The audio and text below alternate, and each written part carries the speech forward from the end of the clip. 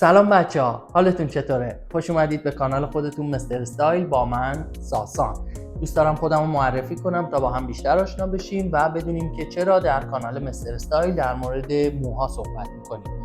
من ساسانم، فارغ التحصیل رشته آرایشگری مد، فشن، سینما و سالن زیبایی هیر استایل از ایتالیا. حدود 4 سال هست که اینجا مشغول به کارم و حدود 2 سال در هفته‌های مد روم کار کردم، با دختر شایسته ایتالیا کار کردم، همون میس ایتالی. 2 تا فیلم سینمایی کار کردم و یه تعداد زیادی ایونت مد، همون فوتوشوتینگ یا ایونت های مدلینگ و در سالن زیبایی مشغول به کارم. اینجا دوست دارم از اطلاعاتم، از دانشم در اختیارتون بذارم تا بتونه و یعنی امیدوارم که بتونه کمک بکنه تا زندگی با کیفیت تری داشته باشیم با یک سری نکات ساده، واقعا نکات ساده، پایه و اساسی و خیلی مهمه. این نکات در حین اینکه ساده هستن بسیار مهمه. چرا مهمه؟ چون اگر دقت کنیم تمام سازه ها بر روی یک پایه بنا میشن. ما برای اینکه برای مثال یک پروژه مد رو در نظر بگیریم، پروژه ساخت یک هواپیما، یک ساختمون، یک سد، اول یک پایه ساخت و ساز میشه و بقیه سازه بر روی این پایه سوار میشه. حالا هر چقدر این پایه ما قوی، محکم، با کیفیت و مهندسی باشه، قطعا سازه با کیفیت تری داریم و سازه قوی تری خواهیم داشت. حالا این نکاتی که در موردشون صحبت میکنیم ساده ان، پایه و اساسی ان و خیلی مهم. خب امروز دوست دارم در مورد شستشو و مراقبت از سر، در واقع پوست سر و موها باهاتون صحبت کنم. منظورمون از مراقبت بچه‌ها، منظورمون این نیست که بیستیم یا وایسیم اینجوری مراقب سرمون و موهامون و پوست سرمون باشیم.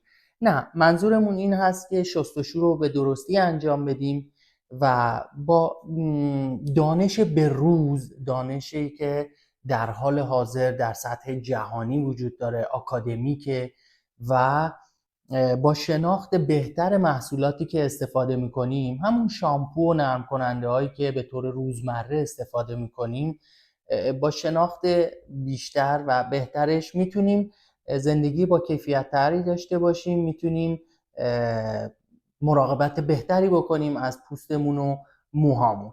بریم سر موضوع اول، شامپو. خب همونطور که میدونید شامپو، ببینیم اول چی هست و چطور کار میکنه. شامپوها محصولاتی هستن که محصولات شیمیایی هستن و در امروزه محصولاتی هستن که خیلی برندها و کمپانی ها وگن کار میکنن یا از مواد طبیعی استفاده میکنن. تا 60-70-80% موادشون طبیعیه و بقیه موادشون شیمیاییه. شامپو محصولی هست، محصول شوینده‌ای هست برای پوست سر. بچه‌ها به این نکته دقت کنید، شامپو تولید و ساخته میشه برای شستشوی پوست سر، نه برای شستشوی موها، ساقه و نوک مو. خب ببینید شامپوها انواع متفاوتی دارن. برای مثال الان وقتی میرین شامپو بخریم میبینید که روی شامپوها نوشته شامپو برای موهای فر، برای موهای خشک، برای موهای آسیب دیده، برای موهای رنگ شده و انواع موها. حالا این به چی بستگی داره؟ نکته اولی که مهمه و باید بدونیم این هست که ما با شامپو پوست سرمون رو میشوریم. پوست سر یک فضای اسیدیته یا یک pH خاص خودش رو داره. برای همین شامپو برای پوست سر طراحی میشه، تولید میشه، نه برای موها. و ما روی لایه آخر پوست سرمون یا لایه اول از بیرون یک لایه چربی داریم به نام سبوم، اگر اشتباه نکنم. اگه اشتباه میکنم لطفاً درستش رو توی کامنت ها برام بنویسید، چون من اینو در ایتالیایی سبو مینامیمش اینجا، که وقتی ترجمهش میکنم به فارسی به من میگه سبوم. من اینو تو فارسی نمیدونم واقعا چی میشه. این لایه چربی کارش چیه؟ این لایه چربی از پوست سر محافظت میکنه و این چربی رو کاور میکنه روی ساقه مو برای اینکه موها شفافتر باشن، نرمتر باشن و از موها مراقبت میکنه در برابر نور آفتاب، حالا آب و هوا و اتفاقاتی که در بیرون وجود داره. پس این لایه چربی میشه یک عضوی از بدن ما، یک عضو مثل دستمون، چشممون، گوشمون و مورد نیازه. اگر مورد نیاز نبود اصلا وجود نداشت. پس وقتی هست مهمه و هوشمند کار میکنه. ببینید بچه ها، بدن ما یک موجود هوشمنده. ما به موهامون نمیگیم رشد کن، به قلبمون نمیگیم کار کن، به دستگاه گوارشمون نمیگیم غذا رو هضم کن. این بدن هوشمنده، خودش کار میکنه، خودش کارش رو انجام میده. این لایه هم کارش همینه، به صورت طبیعی کارش رو انجام میده و گفتیم که فضای اسیدیته خودش رو داره. حالا شامپوها رو اگر دقت کرده باشید، مثلا برای مثال میگه شامپو برای موهای خشک. چرا موهای خشک؟ به این دلیل که موهای خشک در واقع در مورد پوست سر داره صحبت میکنه که پوست سر وقتی خشک باشه، وقتی این چربی به اندازه کافی ترشح نشه روی پوست، موها خشک میمونن، موها کاور نمیشن با این چربی، خشک میمونن. برای همین این شامپو میاد به پوست سر کمک میکنه، سوخت و ساز و اسیدیته پوست سر رو تنظیم میکنه که موها وضعیت بهتری پیدا کنن، به این صورت که وقتی پوست حالش خوب باشه این رو انتقال میده به موها. و همچنین برای مثال موهای فر اگر دیده باشین کرسپی یا وز هستن، خشکترن، ساختارشون با انواع موهای دیگه فرق داره و این کمک میکنه این درصد اسیدیته پوست سر تنظیم باشه و این سلامت تنظیم بودن موهای شما رو سالمتر و بهتر نگه میداره، در حالت بهتر نگه میداره. حالا برای مثال شامپوهایی هم میبینیم که حالا من اینجا یه تعدادی دارم. شامپوی آبرسان هست، شامپوی بازسازی کننده هست. اینا شامپوهایی هستن که میتونیم برای موهای آسیب دیده استفاده کنید که خیلی تاثیرگذاره، خیلی مهمه. و شامپوهایی داریم که مخصوص پوستهایی هستن، پوستهای سر که بیماری میگیرن. ببینید شوره یک اتفاق ساده است در موها، ما میگیم موهامون شوره گرفته یا شوره زده، ولی یک بیماری پوست حساب میشه، بیماری پوست سر حساب میشه. چرا؟ به همون دلیلی که گفتیم وقتی شامپوی اشتباه استفاده میکنیم بر اثر خورد و خوراک نامناسب یا خورد و خوراک، تغییرات هورمونی، آب و هوا و نکات دیگری، این تنظیمات به هم میخوره روی پوست سر و وضعیت اسیدی و قلیاییش تغییر میکنه و دچار بیماری پوست سر میشیم. و شامپوهایی داریم که میان این تنظیمات رو درست میکنن.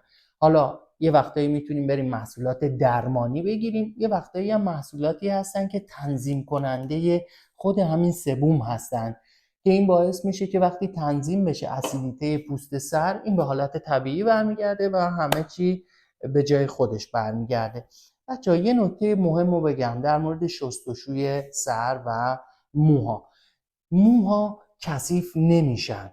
مو به دلیل ساختاری که داره روی آخرین لایه مو، ساختارش به صورت فلس و پولک هست، مثل بدن ماهی، همون پولک ها و فلس ها که در زمان رنگامیزی موها و دکولوره کردن ما در یک فضای شیمیایی این فلس ها رو باز و بسته میکنیم که روی رنگ موها کار کنیم.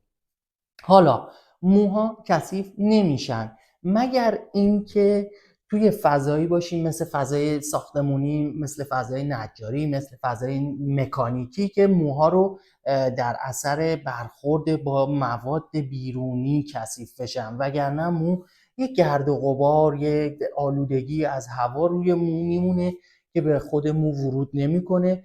برای همین موها نیاز به شستشو ندارن. پوست سر رو که بشوریم با شامپو، همون آب کفی که از روی موها ساقه و نوک مو رد میشه کافیه، مو تمیز میشه.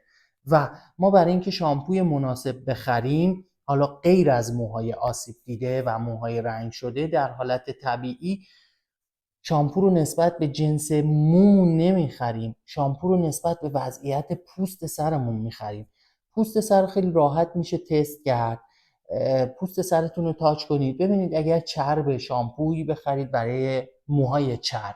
اگر خشک شامپویی بخرید برای موهای خشک. اگر میبینید شوره دارید یا شوره هایی که به صورت صفحه های بزرگتر، ما بهش اینجا میگیم برگه‌ای، مثل برگ درخت، حالا حالتشو میگه بزرگتر، اون لایه های چربی پوست که روی سر بلند میشه، میتونه پوست خشک باشه این اتفاق بیفته، میتونه چرب باشه این اتفاق بیفته. و نکاتی که گفتیم روش تاثیر داره خورد و خوراک، آب و هوا، ژنتیک و هورمونا هستن که روی خانوما بیشتر کار میکنن، و استرس یک مسئله جهانیه و بسیار تاثیر داره روی پوست و مو.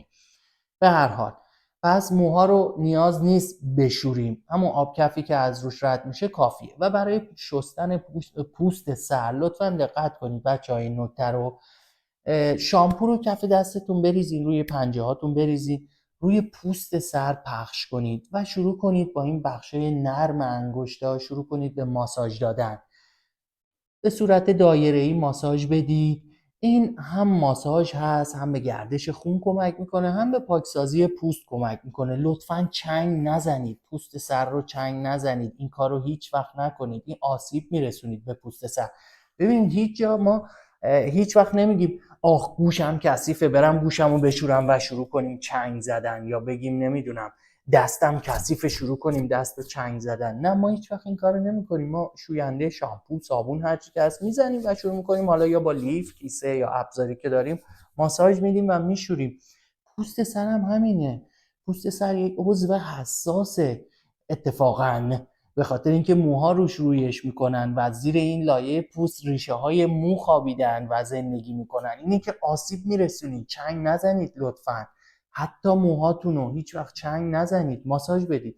ببینید ما اینجا در ایتالیایی غیر از فعل یا کلمه شستشو برای شستشوی سر، از ماساژ هم از کلمه ماساژ استفاده میکنیم. خیلی از مشتری‌ها میان میگن یه ماساژ خوب بده، منظورشون همون یه شستشو هست، ولی چون این حالت ماساژ داره این در کاتگوری ماساژ هم قرار میگیره. سرتون رو به خوبی ماساژ بدین، پوستتون رو بشورید. برای آقایون یک دست شامپو کافیه، چون موها کوتاه‌تره، دسترسی به پوست راحت‌تره. برای خانم‌ها خب موها تراکمشون می‌بینید بیشتره، دسترسی به پوست سخت‌تره، موها بلندتره. 2 دست میتونید بشورید.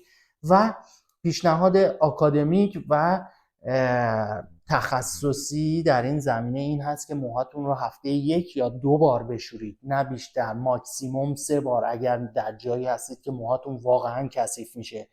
بیش از این نشورید سرتون رو، برای اینکه آسیب میرسونید. وقتی زیادی سر رو میشورید، برای مثال شما میرید این لایه چربی رو هی پاک میکنید، این غدد هی میگن چربی نیست، ترشح میکنن، شما هی پاکش میکنید، هی ترشح میکنن. بعد از یه مدت این غدد کارکرد طبیعیشون رو، اون بالانسشون رو از دست میدن و دیگه نمیدونن که چربی ترشح کنن که نکنن. برای همین حس میکنید سرتون بعد از یه روز شستشو چرب کثیف به نظر میرسه و این کارو نکنید لطفاً. 2 یا 3 بار شستشو در هفته کافیه. خب بچه ها بریم سراغ نرم کننده. ببینید نرم کننده ها، ببینیم اول چه محصولاتی هستن. نرم کننده یا کاندیشنر یا ماسک موها، که اصولا کاندیشنر یا نرم کننده رو در بسته‌بندی توب یا تویوبی به این صورت شبیه شامپوها هستن پیدا میکنید توی فروشگاه ها، و ماسک موها یا کرم مو به صورت کاسه‌ای هستن. حالا بهتون میگم تفاوتش چیه. ببینیم اول نرم کننده یا ماسک مو چی هست. این یک محصولی هست که کارش محافظت از ساقه مو، غذارسانی، نرم کنندگی و شفافیت بخشیدن به موهاست. یعنی موها رو براق میکنه، شفاف میکنه. تقریبا میشه گفت یه کارکردی مثل همون لایه سبوم داره یا سبو داره که موها رو براق و شفاف میکنه. حالا خدمت شما عرض کنم که همونطور که شامپو یک فضای اسیدیته خاص خودشو داره که نسبت به پوست سر طراحی میشه، نرم کننده یک فضای pH یا اسیدیته خاص خودشو داره دوباره، که برای ساختار بدنه مو، ساقه و نوک موها طراحی میشه، نه برای پوست سر. بچه‌ها این محصول رو هیچ وقت روی پوست سرتون نباید اپلای کنید، برای همینه که خیلی از خانوما بعد از 1 روز 2 روز شستشوی موهاشون سشوارشون براشینگشون به هم میخوره، از دست میره، یعنی در واقع از بین میره، نه اینکه به هم میخوره اینجوری شلخته، نه. مثلا اگر فر کنید موهاتون رو موجدار کنید، این بعد از 1-2 روز از بین میره و حس میکنین پوست چرب دارید، برای اینکه این محصول برای پوست سر طراحی نشده مگر اینکه محصول تخصصی باشه که در حین نرم کنندگی مناسب پوست سر هم باشه و این محصولات رو در لاین های مراقبتی پوست پیدا میکنید. توی محصولات معمولی عمومی و عادی اینطور نیست، این محصول برای پوست سر طراحی نشده. و انواع مختلفشون رو ببینیم. انواع مختلف دارن، ماسک موها هم همینطور، یا کرم مو یا نرم کننده ها مثل شامپو انواع دارن. شما میتونید نرم کننده رو برای موهای خشک، موهای فر، موهای لخت، موهای آسیب دیده، موهای رنگ شده و در انواع نرم کننده هایی که ضد رنگ هستن مثل ضد زردی، ضد قرمزی، یا نرم کننده هایی که رنگ داخلشونه مثل رنگ های پاستلی و فانتزی که شما برای موهای دکولوره شده میتونید استفاده کنید. موهاتون رو مثل رنگساژ هر 7-8 همون میتونید رنگ کنید. و در شامپوها هم داریم اینا رو، شامپوها هم شامپو رنگ و شامپو ضد رنگ هم داریم. ضد رنگ منظورمون این هست که ضد زردیه یا ضد قرمزیه، یا همینطور شامپو رنگایی که میتونید به عنوان رنگساژ توی همون خودتون استفاده کنید. ولی دقت کنید این محصولات چه شامپو چه نرم کننده هایی که داخلشون رنگ دارن، برای ضد رنگ یا رنگامیزی طراحی شدن، داخلشون پیگمنت رنگی دارن. اینا رو نباید پشت سر هم استفاده کنید، باید چند تا همون یکی استفاده کنید مثل رنگساژ، چون استفاده مداومش به موها آسیب میزنه. مثل این میمونه که دارید موهاتون رو رنگ میکنید، همین تاثیر رو میذاره. به این نکته دقت کنید. انواع ماسک موها و نرم کننده ها هستن که نسبت به جنس موهاتون اینو باید انتخاب کنید. برای اینکه یه نرم کننده یا ماسک موی مناسب تهیه کنید یا بخرید، باید جنس موهاتون رو ببینید موهاتون زبر، خشک، فر، نرم، آسیب دیده است یا موخوره دارید. به خصوص بعد از دکولوره و رنگ موها خشک میشن. چرا؟ چون این پولکایی که گفتیم روی مو، این فلسایی که گفتیم، اینا در زمان رنگامیزی باز میشن که مو رنگش تغییر کنه، رنگ پذیری پیدا کنه. اگر به خوبی موها رو اسیدیته نکنیم، برای اینکه ماسک موها و نرم کننده ها درجه اسیدیشون بالاتر از پوست سر هست. توی جدول pH درجه اسیدیشون درجه پایینتریه نسبت به پوست سر و شامپوها. و این چه کاری میکنه؟ این کارش این هست که فلسای مو رو میبنده، مو رو غذا رسانی میکنه، به مو بدنه میده، فلسا رو به خوبی میبنده و این باعث میشه موها براق و شفاف بشن و حالت پذیر بشن و مو بدنش رو به خوبی میتونه حفظ کنه. وقتی این فلسا باز باشن مو آسیب پذیره، مو میشکنه، خورد میشه، فرم نمیگیره، رنگ نمیگیره، یا اگر رنگ بگیره رنگو رها میکنه، خالی میکنه، به این دلیل که اینا اگر بسته نشن رنگ اون داخل مو نمیمونه، اینا باز موندن و رنگ با شستشو خالی میشه و میره. این نکته خیلی مهمیه. و چطور استفاده کنید از ماسک مو یا نرم کننده؟ بذارید من اول این تفاوت رو بگم. ببینید نرم کننده، این که شامپو بود ببخشید، این نرم کننده کاندیشنر و این ماسک مو، اوکی، این هم چون لاینش وگن هست یا وگان هست برای همین بسته‌بندیش سبزه. این محصول برند اکوسلاین ایتالیا هست، یه محصول بدی نیست، پرفشنال، محصول خوبیه. اگر جای دم دستتون بود برند خوبیه، میتونید استفاده کنید. تبلیغ نمی‌کنم، پیشنهاد میدم چون باهاش کار کردم با این برند. خب ببینید نرم کننده و ماسک مو از یک خانواده هستن، پایه اصلیشون یکیه و کارشون یکسانه تقریبا. کارشون نرم کنندگی، غذا رسانی و مراقبت از ساقه مو.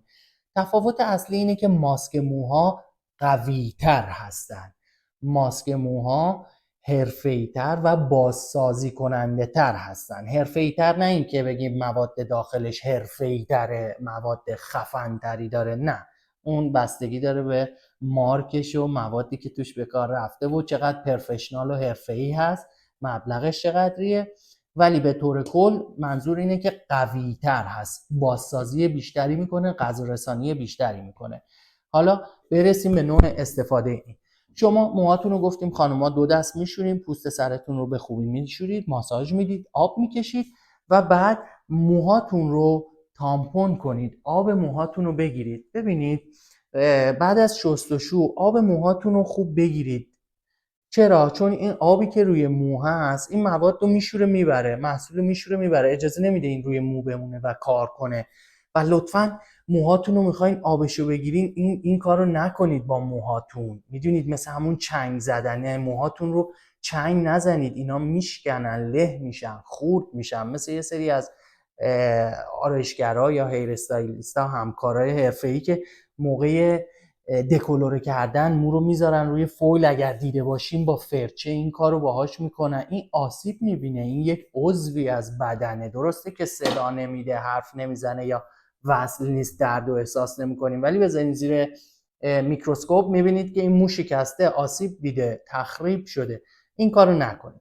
آب موهاتون رو به خوبی بگیرید، یا با دست یا با حوله تامپون کنید، محصولتون رو بردارین، پخش کنین روی دستتون و با فاصله از پوست سر و ریشه، با فاصله حداقل 3-4-5 سانتی نسبت به قد موهاتون فاصله بدین، روی موهاتون پخش کنید و شروع کنید شونه زدن از نوک موها، از پایین به بالا، برای اینکه گره ها از پایین به بالا باز میشن. از بالا هرچی بزنید گره ها بیشتر میشن و باز کردنشون سخت‌تر میشه. با شونه های هموم که دندونه های باز و بزرگ دارن، مخصوص این کار شونه همومن اونا. از پایین شروع کنید شونه زدن به سمت بالا. به پوست سر نزنید، به پوست سرتون نزنید، روی پوست اپلای نکنید لطفاً. این شونه زدن باعث میشه محصول به خوبی روی موهاتون پخش بشه و این زمان 3-4-5 دقیقه باعث میشه این محصول روی موهاتون کار کنه. ببینید این محصول نرم کننده یا ماسک مو به زمان نیاز داره برای اینکه وارد ساختار مو بشه و برای اینکه روی مو کار کنه، برای اینکه توی این فلسا راه پیدا کنه و وارد مو بشه. مثل شامپو نیست که بزنید یه ماساژ بدید بشوریش، نه، اجازه بدید بهش زمان بدید. توی اون تفاوتی که گفتیم کاندیشنر رو حدود 3-10 دقیقه میتونید روی موهاتون نگه دارید که کار کنه به خوبی، ولی ماسک مو رو میتونید بین 5-15-20 دقیقه نسبت به ماسک مویی که میخرید میتونید روی موهاتون نگه دارید، برای اینکه این غذارسان هست، بازسازی کننده هست یا آبرسان هست. این با قدرتی که داره از فلسه مو وارد میشه و وارد لایه دوم و سوم موها میشه. موها مو از 3 لایه تشکیل شده، اول که اون فلسه و لایه دوم و سوم. ماسک مو این توانمندی رو داره که وارد لایه دوم و سوم بشه، موها رو غذا رسانی کنه و به خوبی کاور کنه. و بعد از حالا هر چقدر تایم دادین بهش، بین 5-15 دقیقه 20 دقیقه، موهاتون رو نشورید دیگه. آبو بگیرید و آب بکشید، آروم آروم آب بکشید و این محصول رو کامل پاک نکنید، بذارید حتی یکم بمونه روی موها، برای اینکه این کاور میشه روی مو، همچنان کار میکنه، همچنان غذا میده به مو، مثل یه کرم یا یه وازلین که میزنین روی یه جای دست، یه جای صورت، پوست که زخمه یه ذره بیشتر میزنین، مثل یه پماد روی موهاتون بمونه، این وارد میشه و کار میکنه. لطفاً به این نکته ها دقت کنین. نکته های خیلی ساده این ولی خیلی مهمن، خیلی کاربردی ان. اگر چیزی جا مونده لطفاً توی کامنت ها بنویسید که حتما براتون توضیح بدم. امیدوارم لذت برده باشید از این ویدیو. مرسی که با من همراه بودین. حتما لایک، کامنت و سابسکرایب بکنید، حداقل یکیشونو، برای اینکه این کمک میکنه ویدیو بیشتر دیده بشه و دوستان بیشتری بتونن از این اطلاعات استفاده کنن. باز مرسی و تا ویدیوهای بعدی زیبا باشید.